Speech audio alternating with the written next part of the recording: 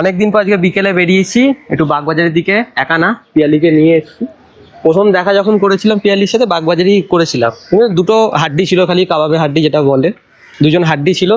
তো সেই দেখাটা অতটা ভালো হয় তো সেই নিয়ে অত কথা হচ্ছে না। কথা হচ্ছে এখন পশ্চিমবঙ্গে যা পরিস্থিতি, তো কিছু থাকুক না থাকুক মেয়েদের ব্যাগে একটা জিনিস রাখা উচিত। মানে আমি মনে করি মেয়েদের ব্যাগে একটা জিনিস সবসময় রাখা উচিত। দেখাচ্ছি কি রাখা, খোল ব্যাগটা খোল,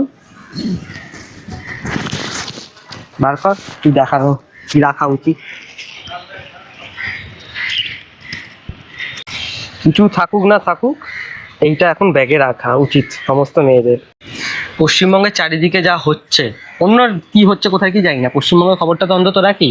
তো এই জিনিসটা অন্তত সমস্ত মেয়েদের ব্যাগে রাখা উচিত। বেশি দামও না, 300 টাকা 250 টাকা মতন দাম নিয়েছে। এই একটা জিনিস কিনে ব্যাগে রাখা উচিত। কখন কি হয় বলা যায় না, হয়ে গেলে কেউ নেই আর।